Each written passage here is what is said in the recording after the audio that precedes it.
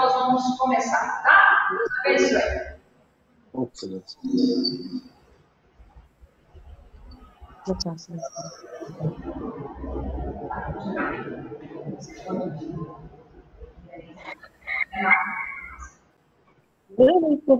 Vou participar de uma reunião assim.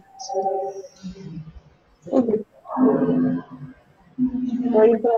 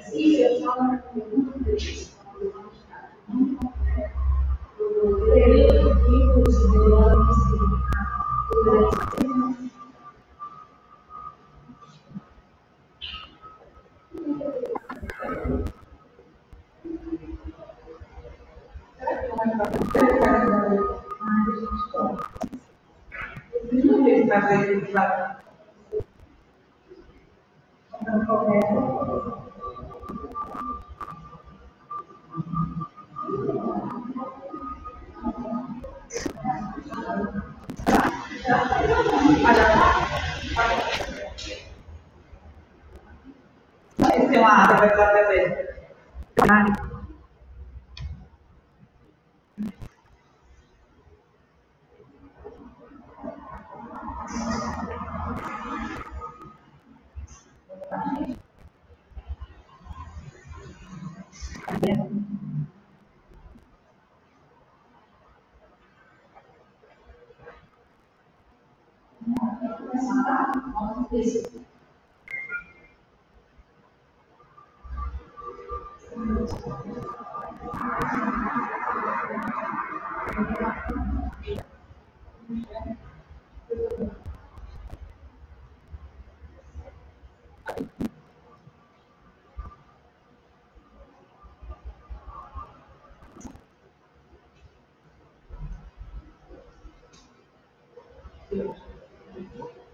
Bom dia, pessoal. Sejam bem-vindos ao workshop Carismas. Esse workshop ele foi para a gente responder e abençoar os alunos do Carisma nesse pandemia, de acordo com uma enquete que nós fizemos no Instagram do Carisma Missões. Vamos orar já. Amém? Damos graças por esse momento, por esse período de junho de aprender mais do Senhor. Te damos graças a todos que estão presentes, pela vida de Deus, que o Senhor conceda graça e sabedoria, toda a segunda nosso. Eu queria ministrar, Senhor, você trabalhar em nossos corações, compreender e despertar a igreja do Senhor na missão para nós, chave. Nós te damos amém.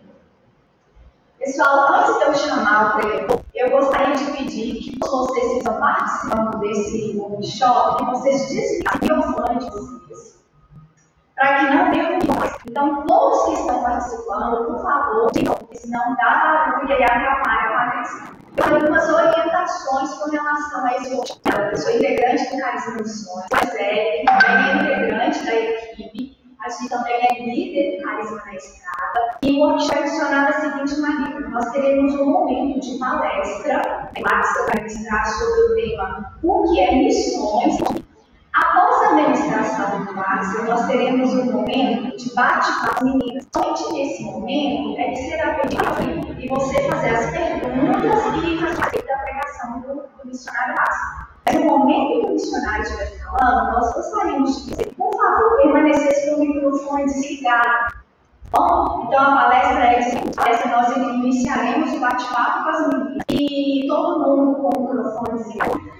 Outro ponto importante é que esse workshop ele vai valer como horas de estágio. Então, se você participou do workshop, obviamente, no canal do YouTube, porque ele vai ser disponibilizado aqui, você vai fazer para a gente um relatório, criar um ordem com o PR. Você, a coordenadora do Carisma Missões, irá validar esse e assim ele vai valer como horas de estágio. Missões@carisma.org.br. Coisa que eu gostaria de falar antes da gente começar. Para a lista de presença dos participantes desse jogo, assim aí no chat, o nome completo, o período que vocês estão, e como lá, se é AD, se é integral. Então, você pode colocar assim, o nome de vocês aí no chat. Essa aí vai funcionar com a gente como lista de presença. Agora, eu vou convidar, eu vou chamar a palestra o missionário Axel.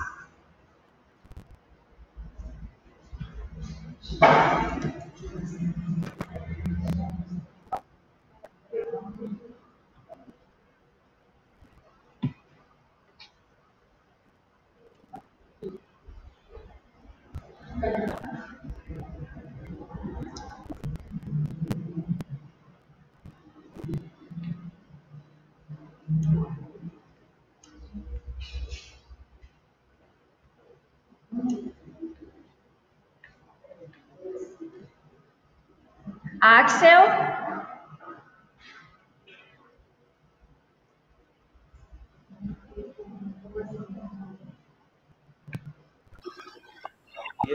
Bom dia, tudo bem, Axel? Está me ouvindo bem? Olá, bom dia! Parece que teve um problema aqui, mas... Axel, é um prazer receber você aqui, tá? Já passo a palavra para você, pode ficar à vontade, tá? Pessoal, só lembrando, por favor, todos aqui, obrigada. Então, bom dia, irmãos, a graça e a paz a todos. Desde já eu gostaria de agradecer pelo convite que foi feito a mim. Me sinto muito privilegiado de estar aqui com vocês, tanto do Seminário Teológico Carisma quanto do Carisma Missões. São dois contextos que eu acompanho já há um tempo. Eu tenho amigos que já passaram pelo Carisma, missionários a estudantes, a professores.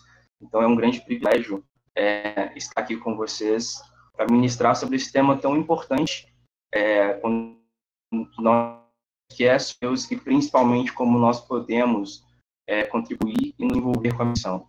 Antes de mais nada, de iniciar a minha ministração, eu juntamente com vocês, para que Deus possa conceder a graça para esse momento. Pai, nós pelo renovar das esta manhã, pela tua intimidade, a qual foi expressa a nós pelo sacrifício de Jesus, que nos reconciliou contigo. Te rendo graças também por esse privilégio de estar aqui hoje ministrando a esses irmãos. Peço, Senhor, ser propício a nós e ministre cada um deles através do que eu irei ministrar, que o Senhor possa trazer uma forte convicção aos nossos corações e entendimento sobre o que é a tua missão, o movimento que o Senhor tem feito no mundo, e possa nos despertar e nos conscientizar para que nos envolvamos efetivamente com a tua missão, Deus. Me dê discernimento, sabedoria para conseguir conduzir esse momento, e que o Senhor continue nos abençoando e continue nos agradecendo a cada um que está aqui, a Carisma Missões, que me fez esse convite. Em nome de Jesus. Eu gosto de compartilhar com vocês. Eu fiz uma apresentação de alguma coisa, visto que nós temos aqui, tudo certo, compartilhar aqui.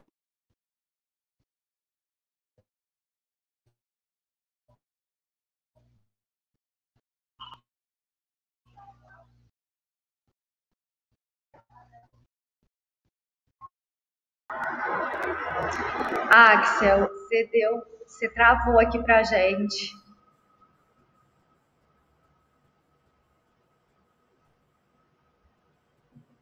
Oi. É porque sua tela tinha travado aqui pra gente, mas amém, pode. Vou da oração.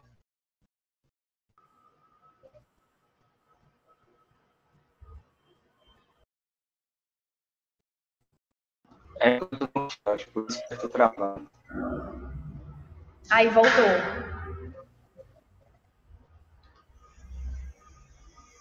Agora sim.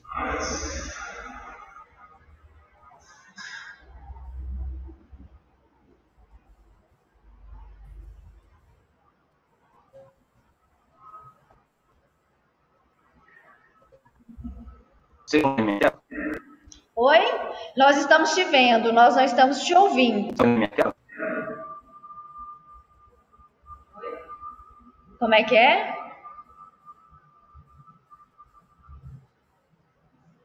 Apareceu aqui na lateral agora.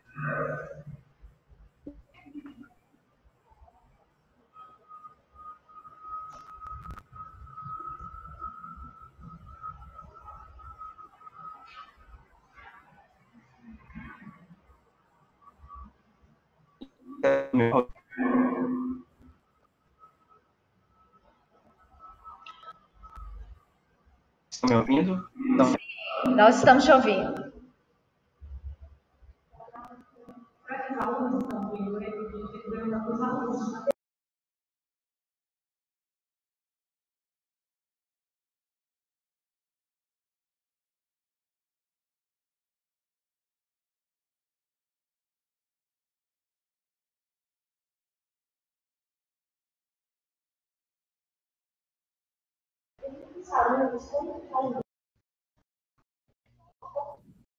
O áudio melhorou? Está melhor agora? Sim, melhorou.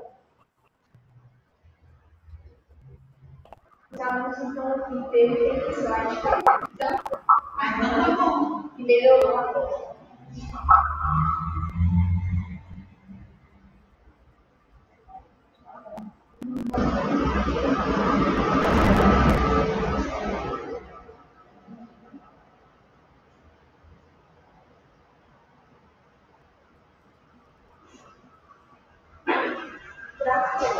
Gente, vocês estão ouvindo?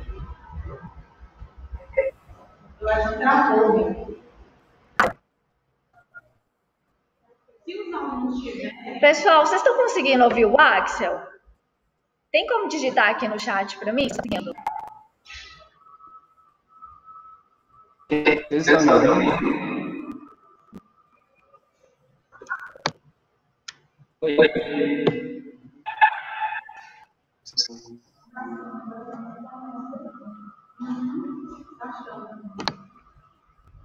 Se os alunos tiverem, já vão lá.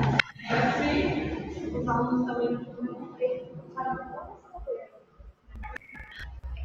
Axel, Os alunos também não estão ouvindo a gente. Oi. pode continuar.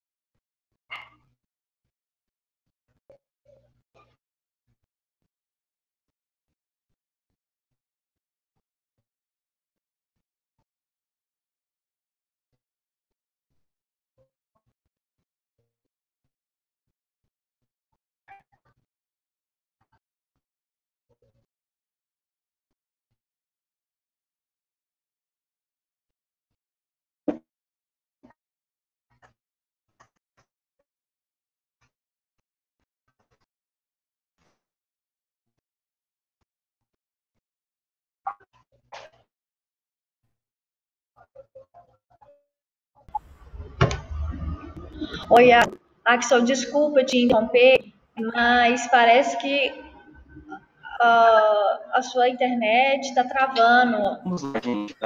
Agora, aqui.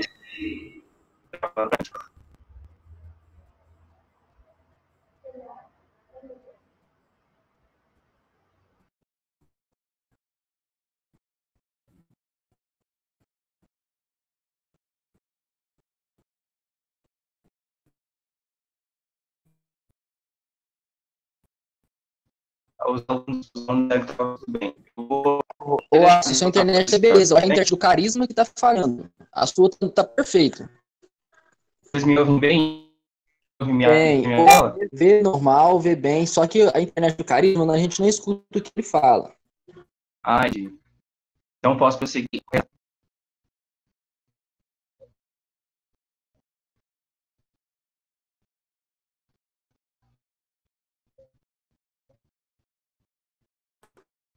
Renata, do Axel, o som dele está tranquilo. O problema é do carisma, a gente não está conseguindo ouvir você. Está reverberando e com ruído branco, tá? Está picando o áudio de vocês.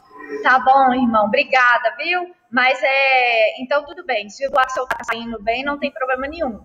Axel, pode continuar, e pessoal, por favor, agora então desliguem o microfone, tá?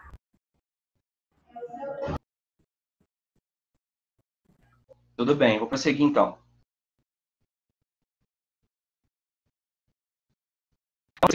E já repreendendo o demônio da mídia, que ele costuma atormentar em vários momentos, agora em época de pandemia. Mas o que me proporam era discutir com vocês sobre o que é missão e como posso contribuir esse tema para a gente entender um pouco melhor. E aí eu vou tentar tratá-lo dentro do tempo que foi proposto. Né? Eu peço que Deus faça que a sombra do sol possa receber para a gente conseguir, mas espero conseguir trazer para vocês toda essa ministração e todo esse conteúdo, mas bem introdutório, visto que o tempo permite um conteúdo mais aprofundado. Isso aqui para que me conheça um pouco melhor, como foi dito no Axel Wonders, eu resido em Horizonte, Minas Gerais, sou membro da Igreja Batista em Cristo. Eu gostei de ter uma ministerial reformada pelo Instituto Educacional em Cristo, teologia pelo Movimento Perspectivas Brasil e evangelismo com ênfase e islamismo da Universidade Missão Muçulmana, seminário Humanos Química, Capacitar. E eu sirvo como missionário em especial no Movimento Perspectivas Brasil, como mobilizador na Escola de Ciências Culturais, como professor, mobilizador e auxiliar acadêmico, e servi na empresa por 2 anos e meio como auxiliar acadêmico e na direção de comunicação. Então, só para que vocês possam me conhecer um pouco melhor. Mas, que é o nosso plano de aula, que nós entendamos de forma introdutória o que é missão e como nós podemos contribuir. Primeiro, nós iremos discutir sobre o caráter de Deus. Deus é um Deus missionário. Depois, nós iremos sobre como que Deus revela a sua promessa através de um propósito. Depois, como Deus formado para participar desse propósito, o qual Deus é o propósito de Deus, uma síntese do seu propósito missionário. E, por fim, sobre missões modernas e o contexto. Só pedir um feedback para a Renata aqui, como está. E aí a gente introduz. Deixa eu colocar meu cronograma aqui também, para eu não me perder. Sim, vocês estão chamando. Ok, então vamos continuar então. Primeiro nós vamos discutir sobre o missionário de Deus, que Deus é um Deus missionário. Aqui nós já entendemos a gênese da missão, a gênese do conceito sobre o que é missão. É impossível nós falarmos sobre esse contexto, sem nós que a origem dele parte do próprio Deus. O propósito global, abrangido o propósito de Deus, ele se expande por toda a terra, ele se expande por todas as nações e dentre todos os povos. Nesse fato de Deus ter um propósito de alcançar as nações, alcançar os povos, nós já vemos nele um caráter de mover-se com propósito e expandir-se por todo o mundo, por toda a criação que ele criou, né, no ato da criação. Deus revelou o seu propósito ao longo da história da Bíblia. Caminhada com Deus através da história das Escrituras, nos lançará no centro do significado do restante da história. Aqui nós somos imergidos já nessa missiologia bíblica, ou seja, nós entendemos os estudos através das Sagradas Escrituras, através da história pelas Sagradas Escrituras. A Bíblia dá-se por narrativas, e é tão impressionante que é uma narrativa contínua, progressiva, onde nós vemos histórias com personagens diferentes, de contextos históricos e contextos diferentes, todos eles apontando para uma única história, que é a glória de Deus sendo revelada para o seu propósito. Então, quando nós fazemos essa caminhada através da história das Escrituras, nós entendemos que o centro de toda a historicidade, ela está descrita na Bíblia. Ela está descrita em Deus, no seu ato de criação, e depois em como Deus se revela ao propósito, estabelece o povo, e assim chegamos no ápice, que é o sacrifício de Cristo Jesus. Inclusive, tem um livro muito interessante, chama A Narrativa das Escrituras, que mostra como a Bíblia divide em atos, como se fosse um teatro, como se fosse uma história sendo contada. E fazemos essa divisão desses atos em criação e redenção, que é a tríade, onde nós entendemos como revelado o propósito de Deus. Então, quando nós olhamos para a história das Escrituras, nós vemos Deus revelando o seu propósito de forma contínua, a sua glória, e nos colocando como participantes, como personagens dessa história. Então, é muito importante nós entendermos a missiologia, entendermos Deus através das Escrituras e não em nenhuma outra fonte. Tudo está se cumprindo como Ele viu, porque Ele é um Deus de grande propósito e há uma missão que Ele propôs, é um missionário. A promessa de Deus é cumprida de forma soberana durante a história, dentro desse grande propósito que Ele tem e essa missão com que Ele se desenvolve a cumprir, também nos mostra o caráter missionário de Deus, mostra com que Ele mesmo, a estabelecer um propósito, Ele não simplesmente de uma forma déspota, talvez, ou autoritária, ele apresenta o seu propósito e simplesmente se desenvolva de forma soberana, mexendo os pauzinhos para cumprir o seu propósito. Mas ele mesmo age para cumprimento dele. Ele se coloca no segmento dessa promessa que ele fez para desenvolver esse propósito.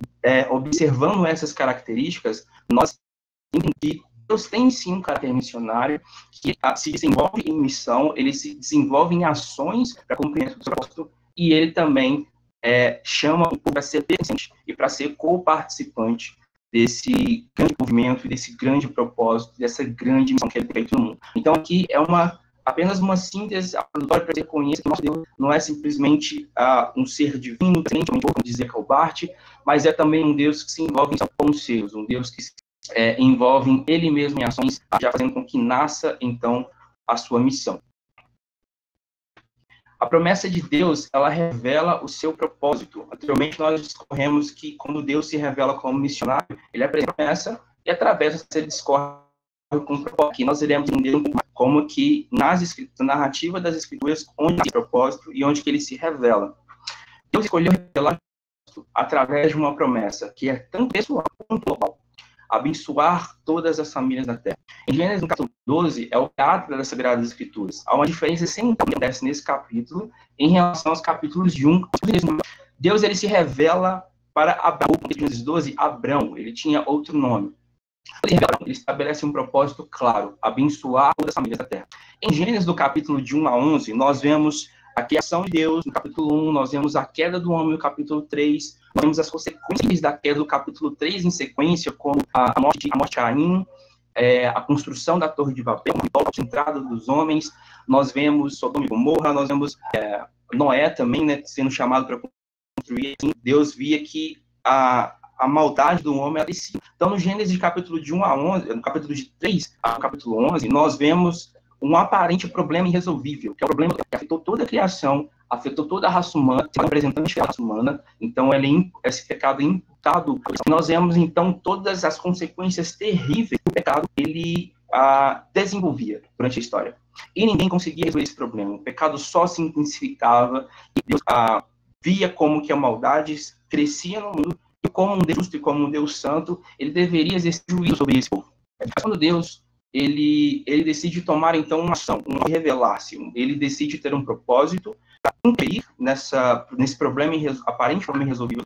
E ele começa, então, a desenvolver uma promessa. Ele se revela, então, para Abraão, em Gênesis, no capítulo 12. Eu vou ler brevemente com vocês e deixo onde Deus se revela para Abraão com esse propósito. Gênesis, no capítulo 12, os versos de 1 a 3, diz assim: Ora, o Senhor disse a Abrão: sai-te da tua terra, da tua parentela e da casa de teu pai, te mostrarei.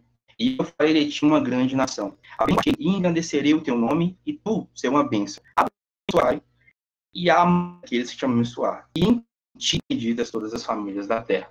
Então, nós vemos que é um propósito tanto para Abraão, de fazer ele ser uma bênção, fazer um nome engrandecido, global, porque a partir de Abraão, todas as famílias abençoadas. Então, aqui há um ponto de virada nas Sagradas Escrituras, onde Deus se revela um propósito. E o propósito revela a promessa de Deus. Deus deu o seu ato em forma de uma promessa para enfatizar a sua própria ação e propósito em relação a todas as famílias da terra. Ele deu ordem para Abrão de que ele saísse da tua terra e da tua parentela e fosse para a terra onde ele mostrava.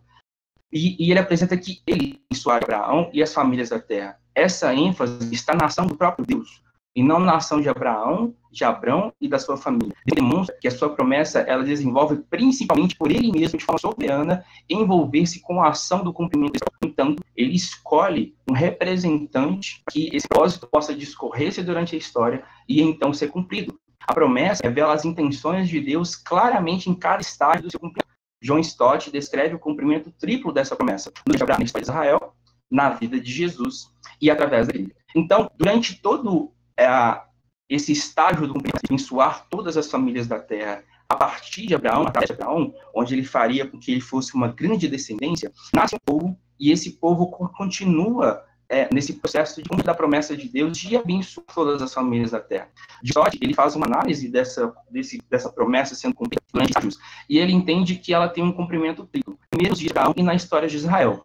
Nos dias de Abraão, ela tem um cumprimento físico. Primeiro, em Deus fazer com que Abraão se torne uma nação, que Abraão tenha uma descendência, e dessa descendência nasce Israel, que é o povo escolhido de Deus, o povo criado do Senhor. Israel, então, se torna um representante das bênçãos de Deus, da glória de Deus entre as nações, e assim todas as famílias da terra. Então, o primeiro cumprimento físico nos dias de história de Israel. Depois nós temos um segundo cumprimento, que Jesus, ele é o grande ápice, ele é o grande ato do cumprimento do propósito de Deus em abençoar as famílias da terra, pois com o seu sacrifício, cumpre então essa bênção sendo entregue a todas as nações.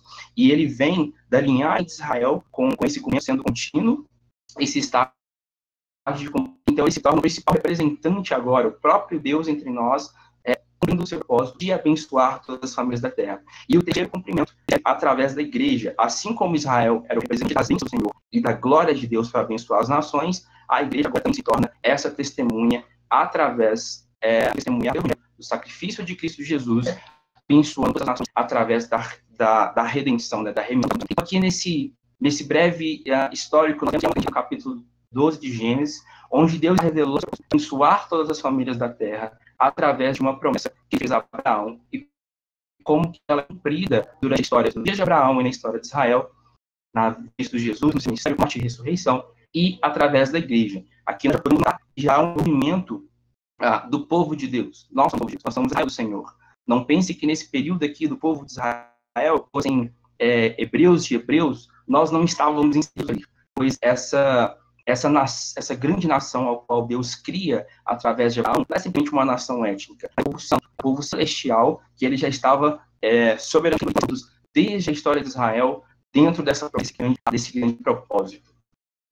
Ainda que a promessa de Deus sendo revelada através do propósito, nós temos então que Deus é o Deus da história, Deus da aliança, e o Deus da missão. Deus é o Deus da história porque ele revela durante toda a história. Ele se move de forma soberana na história. Nós vimos ali ele revelando-se para Abraão, através de Isaac, depois de Jacó, a história do sagrado Cristo Jesus, e ele sempre se movendo para que o seu propósito de abençoar as famílias da terra fosse cumprido. Então ele é o Deus da história. Nós somos o Deus da aliança. Ele estabelece uma firme aliança com Abraão, de cumprir essa promessa com ele, de cumprir esse grande propósito, e ele restabelece essa promessa também com o seu povo. Por esses fatos, nós vemos que Deus é o Deus da missão. Realmente, um propósito a ser alcançado e seja cumprido e alcançado. E, portanto, Deus é o Deus da missão. A promessa de Deus, ela é repetida. Essa aliança e também é o Deus da história. O propósito de uma ideia pequena que, de repente, aparece no Novo Testamento. Essa unida na própria formação do seu povo escolhido. Deus recebe promessas 5 vezes durante a história ao seu povo. Nos capítulos 12, de 1 a 3, que é quando ele estabelece essa primeira revelação acerca da sua promessa. E no capítulo 18, no verso 18, ele reitera essa promessa para Abraão, falando sobre o nascimento de Isaac. No capítulo 26, no verso 4, ele traz Isaac após a morte de Abraão. 28, 14, reitera. Eu irei ler os textos, porque nós não temos tempo, mas você tem que por que dessa repetição. Nós vamos entender de que esse propósito de Deus de abençoar as famílias da terra, ou de redimir os povos, aparece no juntamente com a chegada de Cristo Jesus e esse comissionamento da igreja para colocar o nele. Mas não, esse propósito de Deus está unido à ação do seu povo escolhido. Desde que Deus se revela, faria dele uma grande nação. E o desse texto de faria uma grande nação é que esse faria no hebraico significa barak, ou seja, barak significa Deus faz, ou somente Deus pode fazer, ou Deus cria do nada. Essa expressão também aparece em Gênesis, no capítulo 1, que é Elohim, que então criou Deus, demonstrando que Deus queria um povo dentre as nações, mas ele criaria um povo. Esse povo ainda não existia. Então isso é muito impressionante, porque Deus se movia de forma soberana na história, e como Deus se em missão, criando um povo para si, e escolhendo esse povo com um propósito claro de revelar o seu propósito. E Deus, por isso que ele repete essa aliança durante a história, para sempre relembrar o povo de que ele continua sendo o Senhor e de que a tua promessa ela continua sendo cumprida. E a promessa de Deus, então, além de repetida, ela é confirmada. Não precisa de contratos em seu propósito. Se colocar na obediência, sim, se cumpriria a sua promessa, contraparte, ou seja, Deus, ele estabelece o seu propósito, como eu disse lá no início, no seu caráter missionário, ele não assina contratos com o seu povo de forma como se fossem simplesmente servos, se envolvessem com isso. Ele faz com que esse serviço esteja no ato da obediência em amor, em glória, se relaciona com o seu povo ao qual ele criou, chama esse povo para si. Então, através de um ato de amor e obediência, esse povo para envolver-se com a missão. Por causa da obediência de Abraão, certamente se cumpre a promessa contra a parte de Abraão, destino global. Ou seja, Abraão tinha um papel específico nesse cumprimento dessa promessa. E essa obediência de Abraão é imputado a ele para que então a promessa de Deus possa se desenvolver. Nós vemos no versículo 22, eu não irei ler tudo só para vocês terem um pouco mais. No versículo 22, Deus ele prova a Abraão.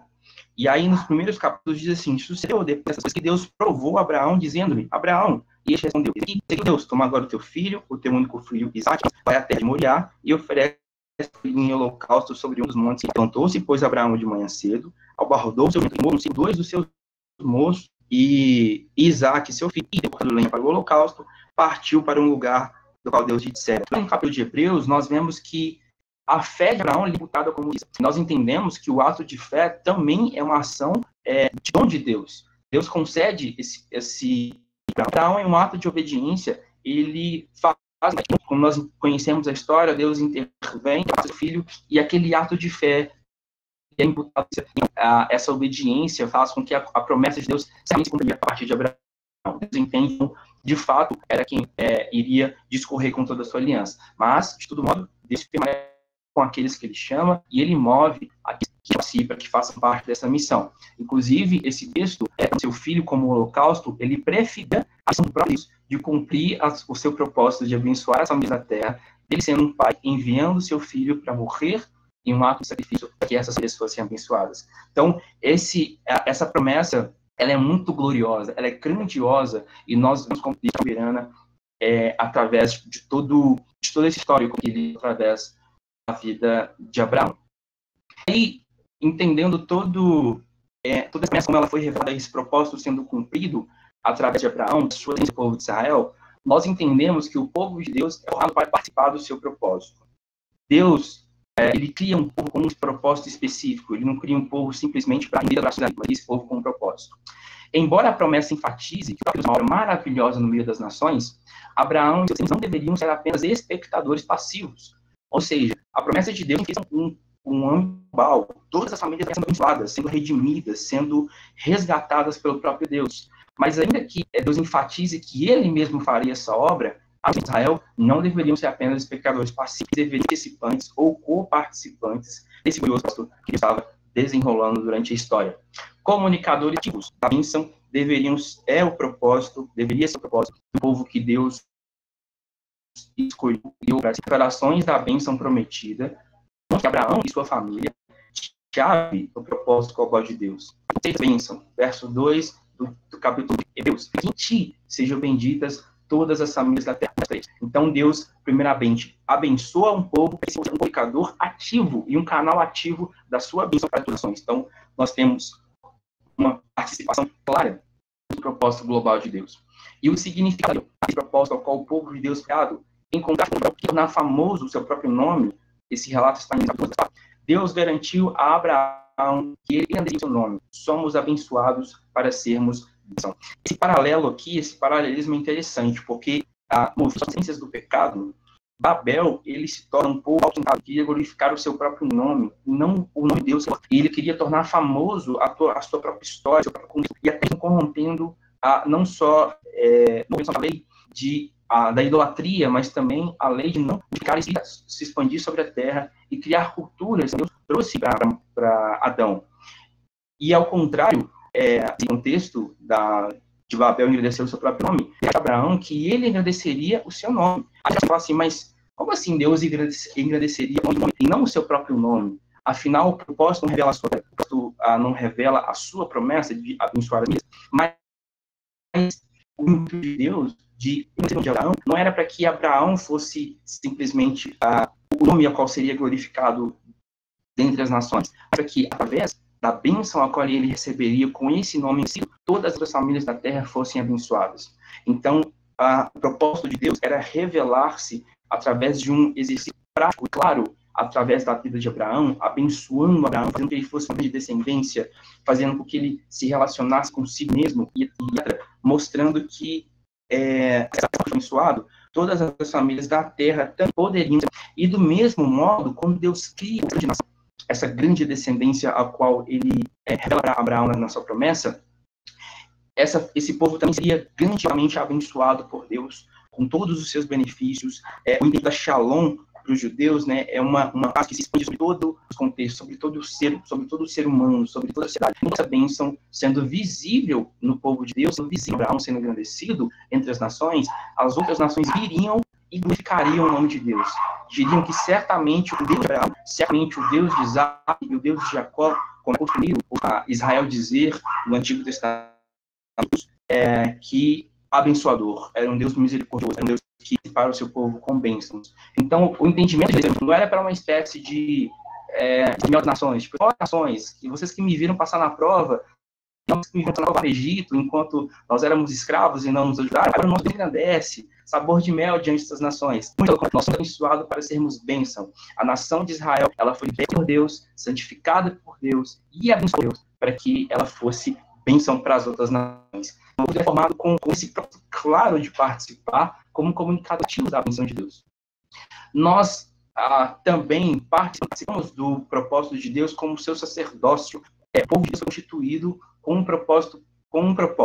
O povo de Deus deve ser santo e de valor entre os povos. Segundo, deve ser o sacerdócio que Deus nos produzir ao mundo. Como eu disse, o povo de Deus foi construído que antes ele fosse santificado de valor único entre as nações e assim revelasse esse valor dessa bênção para os outros povos, para as outras nações que eles foram. E esse ponto aqui de convivência total como povo de Deus é muito interessante, porque no Antigo Testamento apenas para alguns de Deus, para que eles fizessem toda a liturgia e o manuseio dos utensílios e dos sacrifícios no templo. Era um ofício específico para algumas pessoas, para que eles fizessem esses ofícios ali. Era Arão, os filhos de Arão e os levitas, simplesmente esse. Os demais, o povo de Deus, apenas glorificavam e adoravam, não poderiam se envolver em ofícios. Um certo período na história de Israel, de forma a dar que ele era o seu povo separado para si, de valor único, e se eles fossem obedientes, eles se tornariam o reino de sacerdotes. Significa que todo o povo de Deus torna agora da sua glória e das suas virtudes em seus filhos. Mas ele que é povo de Deus, porque ele quer ser chamar para ser o seu povo, ele deve ser dócil e anunciar virtudes ao mundo. Pensando, mas isso é os hebreus. Lá em 1 Pedro, no verso 9, Pedro faz as mesmas características que eram trazidas do povo de Israel para a igreja. Ele diz que nós somos povo real, povo exclusivo de Deus, reino de separados para anunciar as maravilhas daqueles que nos tirou das trevas e nos transportou à luz. Então, existe um propósito claro para o povo de Israel no Testamento, até o desenvolvimento de Deus no nascimento, nós vemos isso de forma muito clara. E eu propósito através das declarações do seu povo. O inário do povo hebreu reflete o sentimento do mandato de abençoar. No Salmo 67, por exemplo, o foco do mesmo é o propósito de Deus. O destino final das nações é cantar. Eu queria ler com vocês também esse Salmo 67, mas claro, mostrar esse propósito de Deus desde Abraão. Então, isso se torna algo muito forte para o povo de Deus. No capítulo 17, diz assim: e nos abençoe, perceba a minha declaração e os demais, e faça resplandecer o seu rosto sobre nós, conheça na terra o seu caminho e entre todas as nações. Louvem-te, ó Deus, os povos, louvem-te os povos, as nações, pois julgas os povos com equidade e ações sobre a terra. Louvem-te, ó Deus, os povos todos. A terra tem produzido o seu fruto. Deus, nosso Deus, tem abençoado. Deus nos tem abençoado, tem todas as cidades da terra. Então, observe que nesse texto há uma clara ênfase que eles são abençoados e eles esperam que Deus seja refletida em revelar essa glória a todas as nações e que eles possam louvar ao Senhor.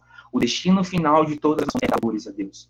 E nós temos, agora que vimos aqui, louvores a Deus, mas esse é o nosso propósito como Senhor. De toda a história, nós somos chamados a Deus para sermos participantes, para anunciar a sua glória dentro dos povos, para que todos os povos possam louvar a Deus, para que todos os povos possam adorar o Senhor.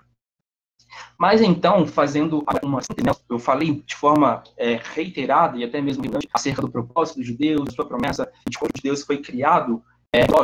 Afinal, qual que é, em síntese, nós vamos discorrer de forma propósito singular, que é refletido no Salmo 67, que ele seja glorificado em adoração global.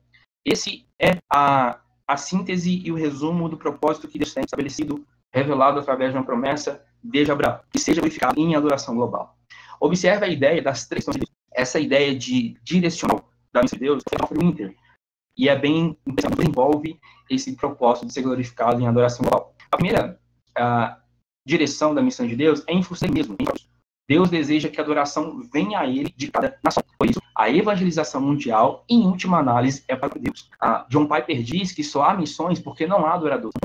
O ápice final da igreja não é a missão em si. Deus está preocupado em trazer a adoração. Ele preocupa-se com o seu próprio nome, ele preocupa-se com a sua própria glória. Então, ele deseja que todas as nações venham até ele e o louvem, e o gratifiquem, tragam a ele magnificência, a ele louvor. Por isso, a evangelização mundial, em última análise, é para o próprio Deus. Não é para a igreja, não é para o seu próprio povo, não é para si mesmo, mas é uma evangelização que aponta para ele, uma evangelização que o glorifica.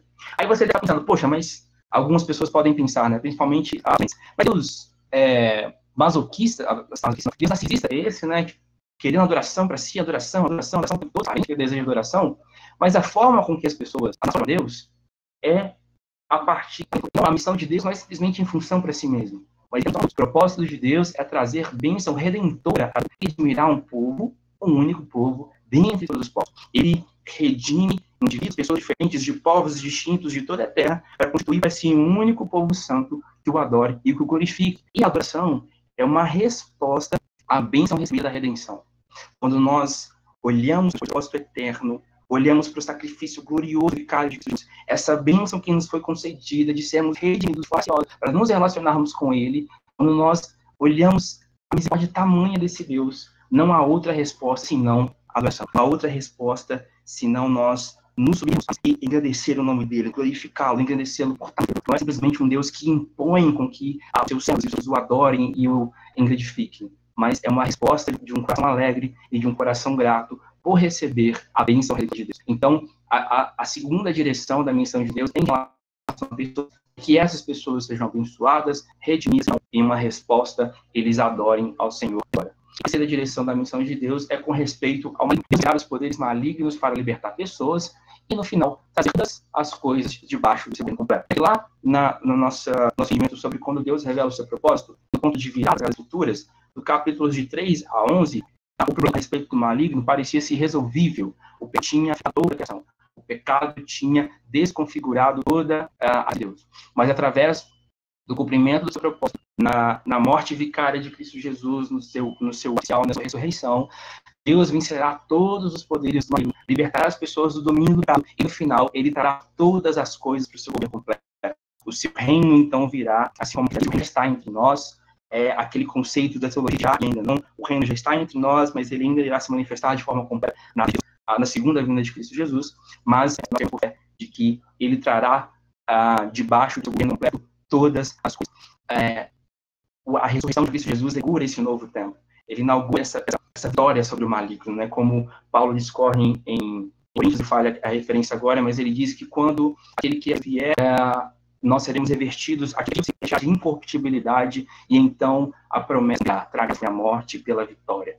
Então, essas são as três direções da missão de Deus. É uma síntese para nós entendermos qual que é o propósito de Deus, que é ser glorificado em adoração global, e que ele alcança esse propósito através dessas três direções. Aqui nós vemos claramente o propósito de Deus sendo cumprido, se movendo de forma soberana, como participantes desse glorioso propósito. É um grande privilégio, né, nós sermos parte de um propósito tão glorioso e tão grandioso que Deus tem feito durante toda a história do mundo.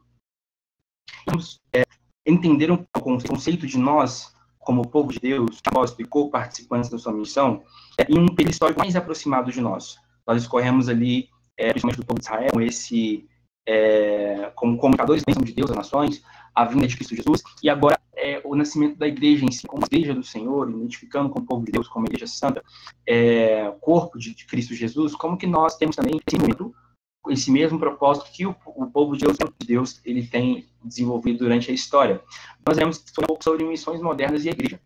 A grande comissão, Cristo com sua morte e ressurreição, quebra o poder do pecado e traz vida às nações. Lembre que aqui, a direção com respeito à missão de Deus, o poder maligno. Então, quando Cristo, com sua morte e ressurreição, ele quebra o poder do pecado, ele traz vida às nações. Então, ele cumpre o propósito de Deus. Após isso, então, ele comissionou seus seguidores com poder e um propósito claro. Então, o texto clássico de missões que todos nós dizemos, né, como se missões, mas como nós vimos, ele nasce em Gênesis 12, que é o texto de Mateus 16, que fala do envio da grande comissão, né, da grande comissão, que é a todas as nações, pregar o evangelho e fazer discípulos das nações. Então, nós vemos esse propósito de forma muito clara sendo revelada. Ok. Obrigado. Renato, recebi a sua mensagem. Então, Cristo comissiona o seu povo ali através do ID, revestido de autoridade, ele mesmo diz, né, que toda autoridade, e ele estabelece esse propósito, claro, anunciar o evangelho, né, testemunhar. Nós vemos aqui que a igreja também tem esse mesmo propósito durante toda a história. E aqui, a igreja de Atos em movimento, que quando se estabelece, então, após aquele período de Pentecostes, Jesus faz uma coisa que eles seriam revestidos de poder do alto e não saíram de Jerusalém. Então, Jesus é assunto aos céus, mas deixa essa promessa de serem revestidos de poder. E a igreja de Atos, então, ela começa a se movimentar através desse poder ao qual eles receberam. E que poder é esse? O Espírito Santo está operando, abrindo uma porta de fé aos povos, ajudando a porta aberta. Neste período, Deus lançou o movimento cristão mundial. Foquem nesse movimento cristão mundial. A igreja de Atos, ela é uma igreja de movimento. É uma igreja militante, como nós entendemos na teologia. É a igreja que milita, esse movimento de propósito. E o Espírito Santo estava operando através dessa igreja, ou seja, ela não agia sozinha, mas ela agia através do poder do Espírito e abrindo a fé aos povos, ajudando os apóstolos a mantê-la. Lembrando que Pentecostes era uma festa que era celebrada também por prosélitos, que eram outros povos que convertiam seu judaísmo e vinham até a cidade de Jerusalém para adorar a Deus. Então, era um tempo propício para isso, para que a igreja se movimentasse e anunciasse, então, o evangelho de Jesus como comissionados por Deus na grande comissão. Então, o Espírito Santo começou a operar os apóstolos, abrindo essa porta de fé para que os povos e eles ajudavam, e o Espírito Santo estava assim, uma vida aberta, pudesse, então, adorar o Senhor e assim. E é nesse momento, então, no nascimento da igreja primitiva, a igreja militante, que Deus lança o movimento cristão mundial. Ir a todas as nações. Jesus estabelece aos discípulos um entendimento claro. Judéia, Samaria e até os confins da terra. Então, eram as regiões para que todas elas fossem entendessem acerca do evangelho, sobre a sua morte e a sua ressurreição, mas até os confins da terra deveria se ouvir acerca do sacrifício de Cristo Jesus. Deveria se ouvir acerca do evangelho. Então, lança-se o movimento cristão, a igreja que se move, a igreja que anuncia a todas as ações o propósito de Deus. Então, aqui nós vemos do Senhor, o corpo de Cristo, nós participamos desse corpo. Nós também temos esse mesmo propósito que nós temos desde o Antigo Testamento, sendo revelado para o povo de Deus em Israel do Senhor, até chegar nos dias de hoje. Mas a igreja primitiva também está muito distante de mim. Mais de 2 anos a igreja primitiva estava se envolvendo com missão. Então, nós entramos nesse tipo de violência. Ela nasce no período de 1792 até 1910. Posterior à forma protestante. Através de William Carey, nasce o conceito de missões modernas, mas que ele propõe a formação de classes missionárias com uma forte ênfase vocacional. O que significa que os primeiros 4 séculos do envolvimento da igreja com a missão do Senhor, de anunciar o seu evangelho, nós vemos simplesmente ir aos povos e às nações, anunciar o evangelho de Cristo, e sempre tinha esse caráter mais missionário, esse caráter mais carismático, né? Mas William Carey, ele, através de um livreto que foi chamado de uma investigação sobre o dever dos cristãos pagãos, muito longo, mas aqui o livreto para a igreja protestante da época, europeia formada, fazendo com que eles tenham um entendimento sobre o dever deles desenvolverem meios estratégicos para alcançarem os pagãos. Está dizendo pagãos aqui, está dizendo principalmente povos étnicos de outras regiões da Europa que eram politeístas, ou seja, o conceito do paganismo. E aí, ele começa a desenvolver esse entendimento de trazer situações que propõem a formação de sociedades missionárias com uma forte vocacional. O que isso significa? Lembra que lá no Antigo Testamento estabelece o povo como um sacerdócio universal? Mas Lutero, durante a Reforma Protestante, ele desenvolve esse contexto, esse conceito de sacerdócio universal, entendendo que não somente as atividades relacionadas ao ministério, relacionadas à eclésia, eram, naquele período do catolicismo romano, as atividades que eram sagradas e sagradas, aquelas que eram feitas no monastério. Mas depois a sua cosmovisão ser abrangida, depois da Reforma Protestante, Lutero entende o sacerdócio universal envolvia aquilo que nós diante de Deus. Inclusive o nosso trabalho, inclusive o talento das nossas mãos, inclusive aquilo que Deus nos deu como um dom vocacional. E aqui nós entraríamos exatamente nesse conceito, para a gente discorrer sobre isso. Mas Lutero esse entendimento do sacerdócio universal é de que o nosso trabalho também nós continuamos com a missão. E aí, nesse entendimento, o William Carey propõe essas sociedades missionárias, formadas principalmente por pessoas que tinham vocações distintas. É dessas sociedades missionárias que nascem agências missionárias. Por exemplo, Carisma Missões é uma sociedade missionária que é voltada junto com uma força vocacional para que eles cumpram a missão de Deus. Cada um de vocês tem uma vocação específica, para além da vocação ministerial, que podem ser utilizadas na missão de Deus, seja a vocação acadêmica, do trabalho, e etc. Então, é nesse história que nasce o conceito de modernas, porque as nossas vocações poderiam ser utilizadas para Deus. E, para testar esse fato, ele foi mobilizado principalmente pelo movimento antigo Monte de Feno, ou seja, eram estudantes acadêmicos que entenderam o seu chamado de envolver-se com a missão de Deus, e se criando essa sociedade missionária. Então, eram estudantes, eles não estavam na igreja. Eles entenderam a missão de Deus e envolveram com essa sociedade missionária, então ele é mobilizado para isso. E o lema deles era estratégia, ou seja, usarmos as nossas estratégias, que é o nosso conhecimento nacional, e nos sacrificarmos para uma dedicação de Deus. William Carey foi o pai de missões modernas e ele foi o primeiro missionário a alcançar a Índia. Ele foi o primeiro missionário a alcançar os povos não alcançados da Índia, desenvolver trabalhos não meramente evangelísticos, mas de uma gigantesca, mostrando o reino de Deus chegando na Índia. Então, ele desenvolve a sua vocação no seu desenvolvimento missionário, de forma que ele consegue fazer mudanças políticas naquela região, visto que no período as viúvas, segundo as tradições culturais dos hindus, elas deveriam se autoimolar, ou seja, atear fogo em si mesmas, porque era uma desonra a mulher ser viúva de um marido. E aí o William Carey, então, ele se desenvolve através de estratégias para fazer com que esse costume fosse revogado. Então, ele consegue que as mulheres viúvas não fossem mais negligenciadas na sociedade. Ele alcança milhares de crianças órfãs naquela região, principalmente entre os adultos, que são aquela casta da sociedade que é negligenciada pelos. Ele também desenvolve escolas onde ele alfabetiza as crianças e as mulheres, principalmente, não eram alfabetizadas. Então, você vê que existe uma classe vocacional que estabelece um conceito moderno que nós nos envolvemos. Então, é importante nós entendermos isso hoje, para vocês verem que missões, assim como o Israel, assim como a igreja, não está distante de nós, porque Deus nos deu talentos, deu vocações, Deus nos deu dons, que nós podemos sim trazer esse estabelecimento da missão de Deus. E essa imagem que eu trouxe para vocês quebrasse um pouco essa nossa visão de que a missão de Deus, hoje, ela é ilustrada somente com isso, globos, ou simplesmente a imagem de um povo não alcançado.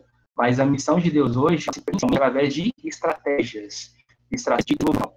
Então é importante nós termos esse entendimento. Os nossos carismas ministeriais, eles são da missão de Deus, mas os nossos carismas unir orações para a igreja, para que nós falemos que a de Deus se expanda por toda a terra e para que as nações sejam alcançadas. Principalmente, nós devemos ser bastante estratégicos para. E aqui eu encerro, então, essa administração. Foi algo bem introdutório, como eu disse para vocês, que nós tínhamos, mas espero que Deus tenha ministrado ao coração de vocês esse entendimento bíblico acerca da missão, esse conceito de que missão nasce no próprio Deus e de que o próprio Deus é um missionário, de que ele cria com um propósito claro de ser co-participante da vida. As nossas vocações também podem ser desenvolvidas para o cumprimento. Aqui tem o meu contato de WhatsApp, caso você mais eu saber sobre alguns trabalhos que eu desenvolvo. E aqui também tem o meu Instagram, Axel_Wanderson, Wanderers, lá, assim, vários contextos sobre missões, sobre os meus trabalhos missionários também, para que as pessoas sejam despertadas e visadas com mobilização. E aqui tem as redes sociais efetivas da Azul, que é uma das instituições onde que eu sirvo. Tem um site, o nosso Instagram, @Facebook aqui. Agradeço pela oportunidade, eu vou tela aqui para agradecer a vocês. Aí, eu consegui voltar. Então, aqui, momento, eu agradeço muito pela oportunidade que foi trazida aqui. Renata. Axel, muito obrigada.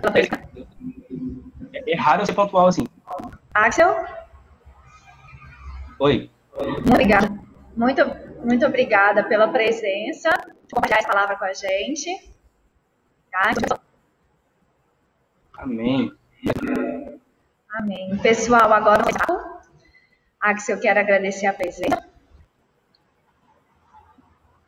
Obrigada. E agora, pessoal,